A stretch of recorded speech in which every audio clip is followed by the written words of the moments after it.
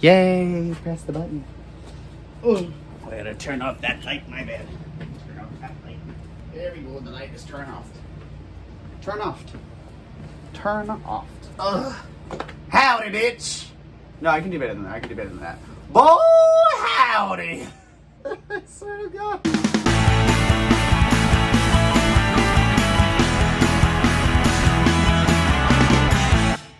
Welcome back, my name is Cracker Jack, and you are watching a brand new episode of Booning and Baining. And if you are wondering to yourself, is he going to talk like that the entire time? The answer is absolutely yes, for as long as I can maintain it.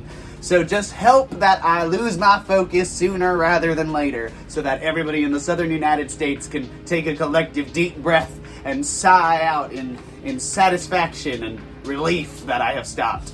But until that point, I'm going to keep going. So yeah, like I was saying, welcome back to Booning and Baining, the show where I, your host, take a completely irrelevant topic and absolutely dissect it within an inch of its and all of its previous ancestors' lives. Now, as you can see, I am very obviously dressed up as a mechanic. Bring me them cars, bitch. Vroom, vroom.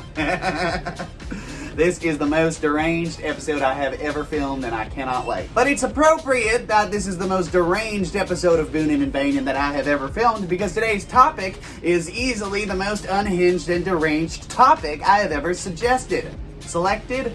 Suspected. Picked. Today's topic is patriotism. Yeah, y'all knew I had to make some sort of a joke in order to take this seriously, because let's face it, patriotism is a very polarizing thing, especially when you are in the United States or talking about the United States. Now, I myself am a performer on the eastern seaboard of the United States, so I do have at least a little bit, and the northeastern too, so I have a little bit of leeway as far as the negative stereotypes. However, if you go a little further south and or a little further west, you are going to run into some questionable things, some concerning things. Some pickup truck painted to look like the American flag things. Some burning cross things. So yeah, today we are talking about patriotism. And I'm gonna drop this accent now. That's how long it lasted, because I have officially run out of patience with that. I don't have any more patience for that. If anybody could find some more patience for me, I would love it. I could use it, but not right now for this thing. So, this is going to be the last episode for a little bit that I am present for, because Daisy is about to get back from her sabbatical company retreat, where she has been off, I don't know, pissing in bushes and joining a cult, I don't know, whatever she does. The accent's back. Hey! I'm gonna keep it this time, because it's either that or I switch to a period Elizabethan accent. I think that one would also be quite fun, but I also knew that it is probably not going to be appropriate. Well, I suppose it could be appropriate for this. Patriotism, after all, is really something that applies to every nationality, every single country, every region of every single country in the world as we know it.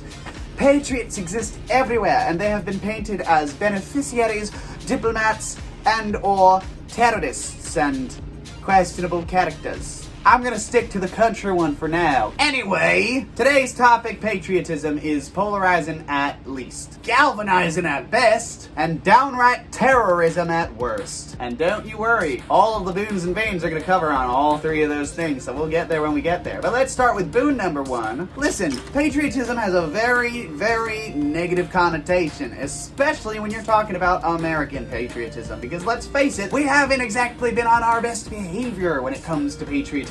We haven't exactly been putting our best foot forward. We aren't really the best representation. We're not the most excellent representatives of patriotism.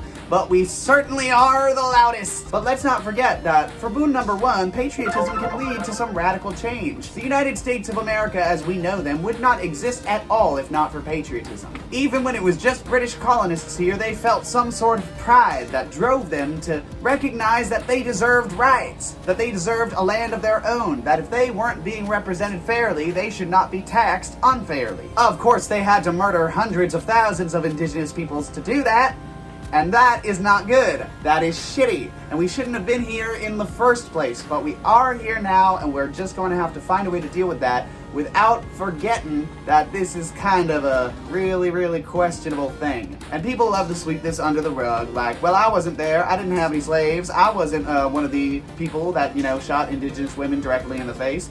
No, you probably weren't. But guess what? You definitely do benefit from the fact that you took over this land. Not you specifically, but your ancestors. And not even your ancestors, but ancestors that looked like you and paved the way for more European immigrants to make their way here. There is not intrinsically anything wrong with leaving your homeland and coming to a new one. There is something very intrinsically wrong with stepping all over the homeland of somebody else who was already here and sweeping them under the rug like they weren't ever here in the first place. Taking away their rights, sending their women missing. We have a lot to answer for, but that doesn't mean that we can't be proud of the fact that we at least got the Brits out of here. If nothing else, we can shit on the English, because they've been doing this colonization shit for a lot longer than we have, and also, they're the reason we started the colonization shit. Blame the English. Blame England. Blame England. It's not exactly the same. It's, blame Canada has a better ring to it, but, we don't have that, so we can't really blame Canada. They haven't done that much wrong yet, or that I know of. But I'm gonna find the dirt on you, Canada. I'm gonna find it. You're gonna know me. You're gonna know my wrath. You're not gonna know my wrath. I don't even know my wrath. I don't have wrath. I'm bubbly. I'm ebullient. It's a big word for me. Write it down. Someone look it up what it means. I think it means like bubbly, something like that. Ebullient. I'm gonna go ahead and take this off because I am very, very hot. So hot. Too sexy for my pants. Too sexy for my shirt. So sexy, it hurts. I'm not taking the shirt off. I'm just rolling up the sleeves. All right, relax. Relax. So yeah, the first boon is that patriotism can really get some work done if it's used properly. But obviously the boon of that is that patriotism is like any sort of drug or overly toxic positivity.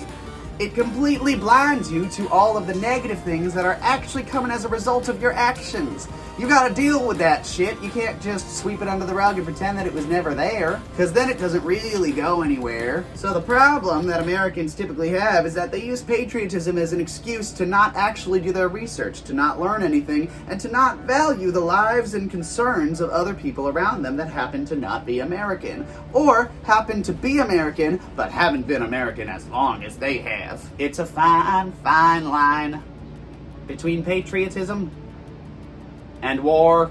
So yeah, I would encourage all of my fellow Americans to not be such dicks about it, huh? We don't have a negative reputation in the rest of the world because everybody just collectively decided, hey, let's pick a country to hate. Ooh, America's good. No. We have a negative reputation because we gave ourselves a negative reputation because we don't know how to carry ourselves in soil that isn't our own. Or soil that is our own. But you know what? That's enough negativity. Let's move on to something more positive, like bane number 2. Patriotism, pride in one's homeland, can be a very beautiful thing. It can inspire a lot of artwork, a lot of creative endeavors, a lot of beauty in the world. Pride in one's nation is not intrinsically a bad thing. Delusional pride in one's nation is. In the same way that being proud of who you are and what you can do and how you look and loving your positive attributes is great, but cannot come at the cost of realistically addressing your faults and the things you need to work on, those negative habits. I see you leaving those shopping carts in the parking lot. Don't fucking do that. Put them in the thing. It's right over there.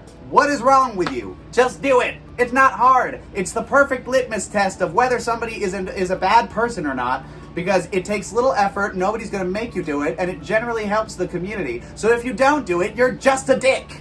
You're just a shitty, self-centered person. And as a shitty, self-centered person, you're making me look bad. As if anybody could make me look bad. I really feel it anytime I slap any amount of makeup on this mug of mine. Doesn't even have to be good makeup, obviously. So that brings us to bane number 2. Bane number 2 is that in the same way that romanticizing something can remove all of its negative attributes from our perception, the same is true of patriotism. When things are pretty, when things inspire beauty and creativity, sometimes we like to look the other way about all the negative things. It's why so many people romanticize Victorian England. Victorian England was not the place you wanted to be. The Thames smelled like shit, and in summer it was even more shitty smelling. Jack the Ripper existed, and women had virtually no rights. I mean, same as anybody in the 1800s, but still, it was not the wonderful, exciting land for underdogs like it is now. People have turned Victorian England into the new modern-day America as far as, oh, I'm gonna go there and live my dreams. That's where I'm gonna do it. Maybe at the time, Victorian London was kind of the place to go when you wanted to leave the countryside of England and establish yourself, but like, it is still not the best place to be romanticizing anything. It was not that good of a time. It really wasn't. It really wasn't. I'm surprised I've kept this accent up this long. It's probably not great that I have.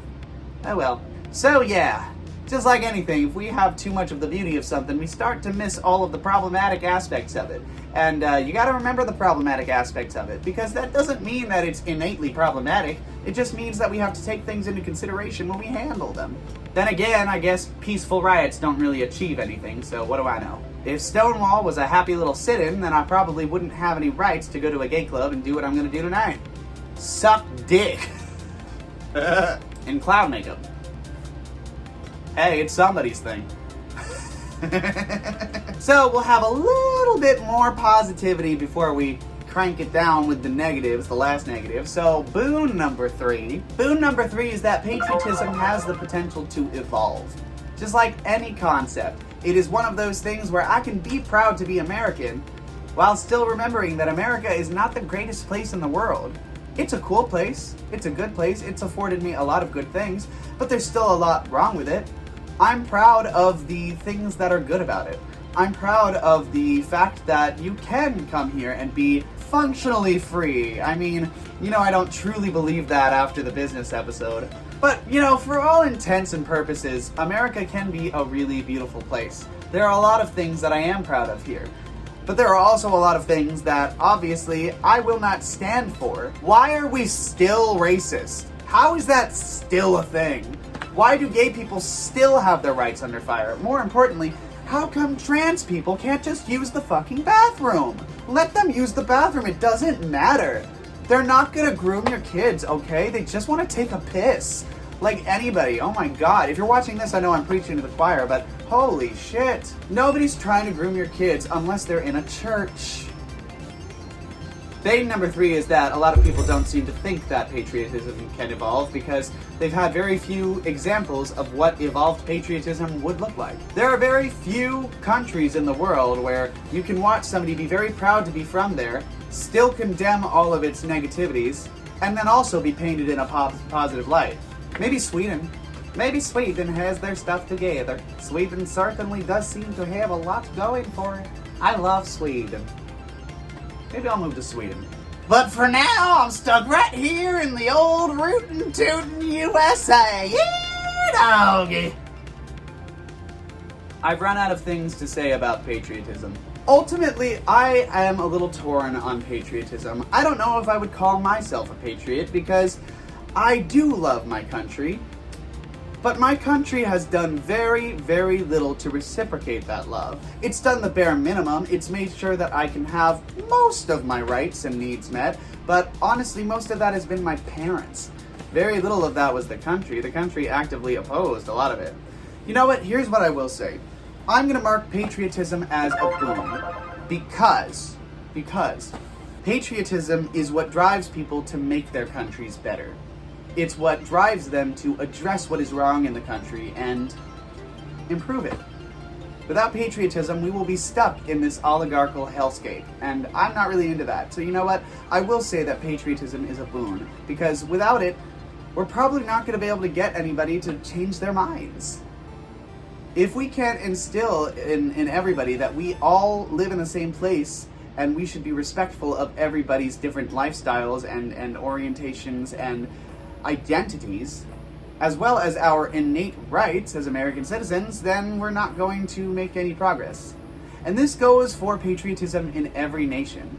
It is shocking that we still have to convince people that things like universal health care and universal base income are wild concepts. Do you know how much money we pay athletes? Take a guess. Take a guess at how much money we pay athletes. Meanwhile, I know I'm going to go to my show tonight and I'm going to make maybe $20 because I'm not booked. I just do tips. And I put on a good show, goddammit. Life isn't necessarily fair, and neither is patriotism. But that doesn't mean that we can't do our best to make it better. That's kind of our job, right? It's not a human being's job to just accept things the way they are, nothing's going to get better, oh well. It's our job to see what's wrong, recognize it's wrong, say it's wrong, conduct a plan to make it right, and then make it right. Or at least do our best to make it right. No one person is going to change the world. Probably. Maybe. Maybe they could, and maybe it's you. Maybe it's me. It's probably not me. I'm dressed like a clown. I'm dressed like a cowboy clown. I don't think it's me. But if it turns out to be me, I will do my best, okay? You have my promise that I will do my best to be a decent force in the world. And that's kind of all I got. So, thanks for watching. I hope you liked what you saw. If you did like what you saw, then please, like what you saw. Get it? Like it? Like what you saw? Like the video. Please like the video. I put so much work into these, and I really shouldn't be. I shouldn't be dedicating so much time to this hobby. Anyway, like the video, share it if you like, subscribe if you haven't, leave a comment, and hit that nifty little notification bell so that you can get notified every time that I post a brand new little piece of clowny, plant-based content. I will be right here in my basement thinking about you subscribing. So please do that. Mwah. Otherwise, I have been Crackerjack. Daisy will be back next week, so you can deal with her then. I'm sure she'll be rested and relaxed and just such a joy to be around. But until next time, I will see you around.